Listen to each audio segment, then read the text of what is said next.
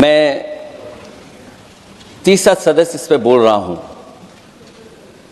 मैं भी में से पूर्व कांग्रेस पार्टी के नेता माननीय शशि थरूर जी जो बात कह रहे थे, उन्होंने बहुत सारे आंकड़े दिए हैं।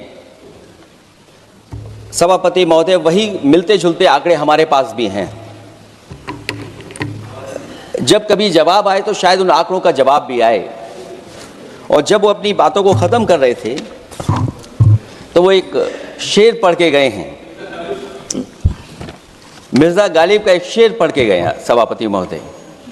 सभापति महोदय, यही शेर अगर बीजेपी को पढ़ना होता तो बीजेपी कैसे पढ़ती?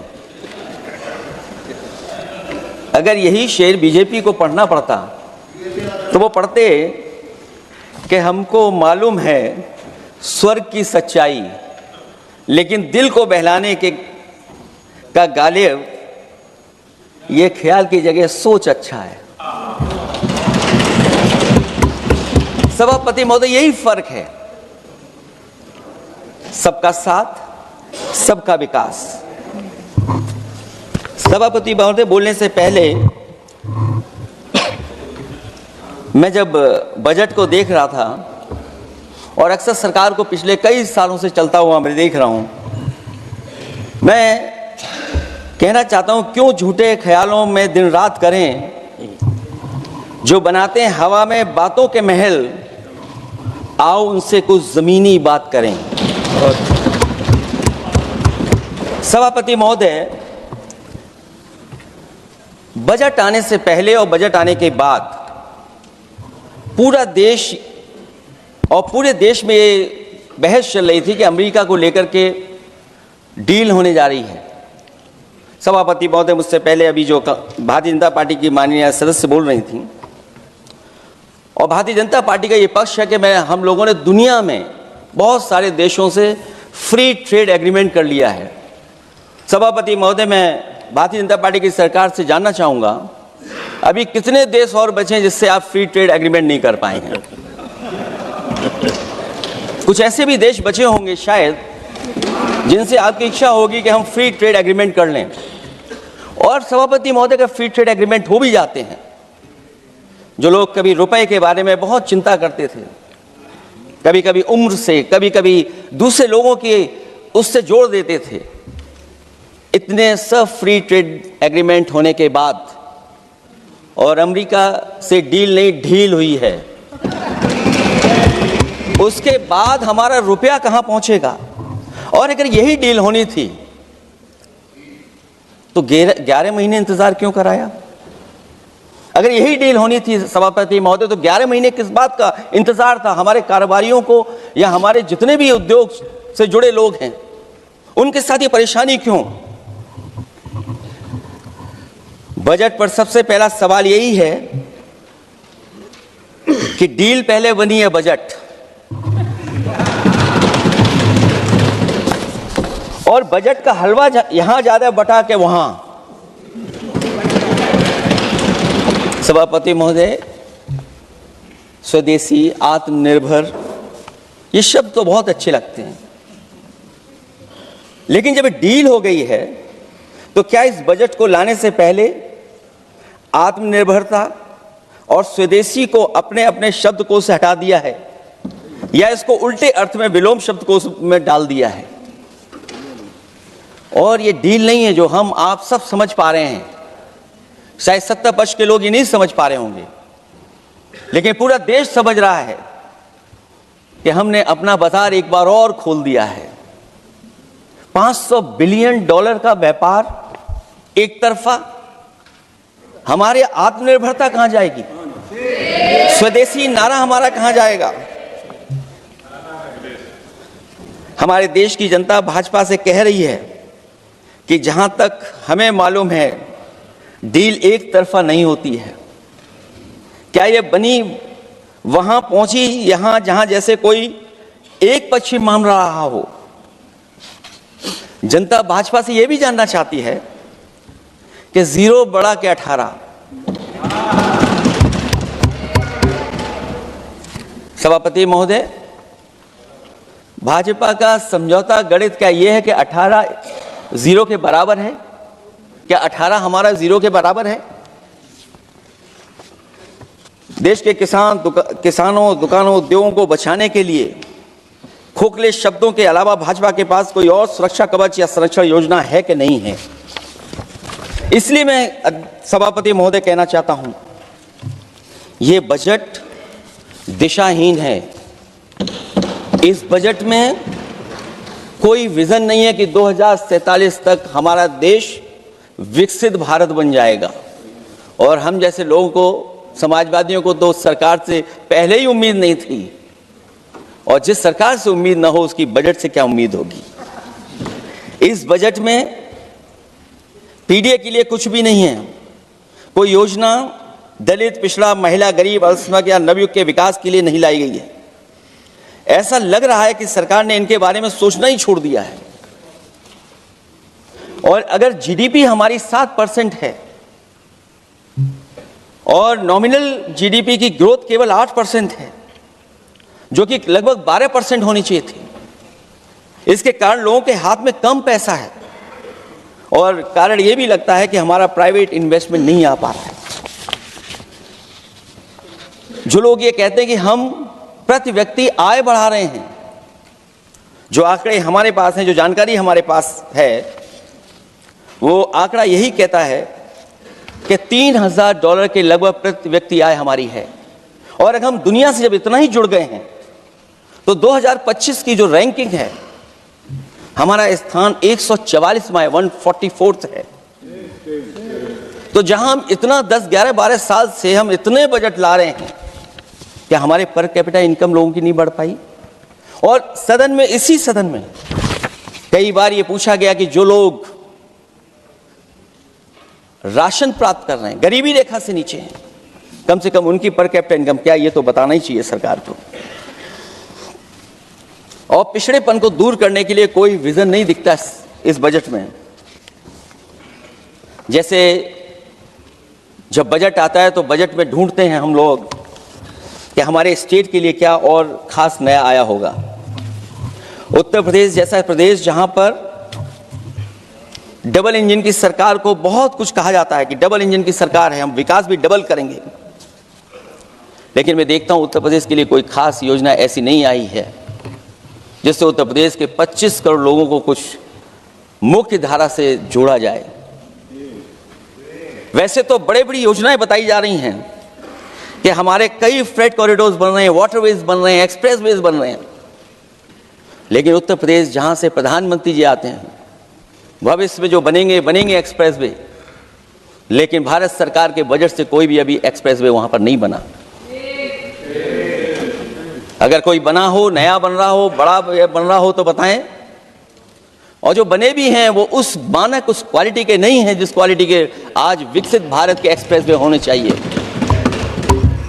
जो लोग भ्रष्टाचार पे बड़े बड़े सवाल उठाते हैं, वो कम से कम अपनी सड़कों को देखें, अपने एक्सप्रेसवेज को देखें कि उन्होंने क्या बना करके खड़ा इतने हजारों करोड़ रुपए खर्च करने के बाद।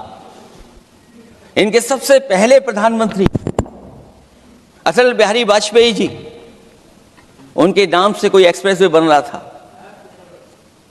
सभापति महोदय, हम लोगों ने अखबारों में पढ़ा, कई लोग स्टेटमेंट भी देते हैं कि हम एक्सप्रेसवे बना रहे हैं।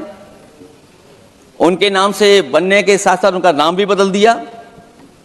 पहले वो चंबल एक्सप्रेसवे बन रहा था, फिर अटल जी के नाम से एक्सप्रेसवे बन रहा था। लगता है वो जमीन पर नहीं उतरा है, वो केवल कागजों पे बन रहा था। तो ये तो एक्सप्रेसवे की बात हुई। सबसे बड़ा सवाल यह है कि किसान को लेकर के इन्होंने कहा कि किसान की हम आय दोगुनी कर देंगे। आज हमारा किसान इस उदारीकरण में कहां खड़ा है? जिस किसान को लेकर के पूरे देश के सभी राजनीतिक दल चिंतित रहते हैं, इस डील के बाद हमारे किसानों का हाल क्या होगा? और जब सब कुछ विदेश से ही आएगा तो हमारा किसान भारत में क्या उगाएगा, जमीन पर क्या होगा और क्या बेच पाएगा? सभापति महोदय, सरकार ने बड़ा बड़ा बजट पेश किया, कहा कि हम एग्रीकल्चर इंफ्रास्ट्रक्चर तैयार करेंगे, एग्रीकल्चर इंफ्रास्ट्रक्चर से हम मंडियां तैयार करेंगे, बाजार तैयार करेंगे। एमएसपी लागू करेंगे। हमारे किसान जब काले कानून के खिलाफ लड़ रहे थे, बड़ी संख्या में जान चली गई, उसके बाद सरकार कहीं पीछे हटी और उन्होंने काले कानून वापस लिए। लेकिन आज भी किसानों को जो कानूनी गारंटी मिलनी चाहिए वो अभी तक एमएसपी की कानूनी गारंटी सरकार नहीं दे पाई है।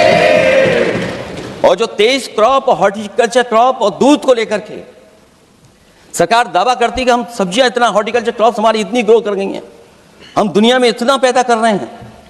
दूध के जब आंकड़े बताते हैं कि दुनिया में हम दूध का उत्पादन इतना कर रहे हैं, और अगर आपका बजट ही विकसित भारत का बजट है, तो हमारे हॉर्टिकल्चर क्रॉप्स और जो हमारा किसान दूध का उत्पादन कर रहा है, दूध का उत्पादन हो रहा है, उसके लिए एमएसपी की गारंटी कब देंगे आप लोग? और गारंटी हम लोग इसलिए मांग रहे हैं क्योंकि उसको घर कैसे बनाएगा, घर कैसे चलाएगा, अगर उसको लाभ नहीं मिलेगा, बच्चों को कैसे पढ़ाएगा, अपनी बेटियों को हंसी खुशी विदा कैसे कर पाएगा? और इधर तो जहां फसल की कीमत नहीं मिल पा रही है, सभापति महोदय, सोने के भाव कहां पहुंच गए हैं? पहले गरीब सोचता था जब हम अपनी बेटी की विदा करेंगे तो कुछ सोने का एक सामान खरीद करके दे देंगे उसको।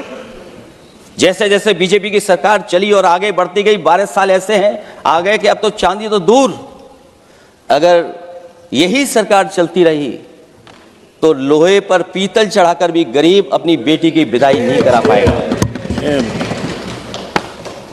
कैसे अपने भविष्य के लिए 2 पैसे जमा कर पाएगा? मतलब आज क्या खाएगा, कल के लिए क्या बचा पाएगा? ये किसानों के बड़े सवाल हैं। भाजपाई किसानों को लाभ नहीं पहुंचाना चाहते हैं, ये किसी और को लाभ पहुंचाना चाहते हैं। कुछ अदृश्य लोग हैं जिनको लाभ पहुंचाना चाहते हैं, क्योंकि इनका बजट, जो बजट बनाते हैं, वो आम जनता का ना उसमें जिक्र है ना फिक्र रहती है।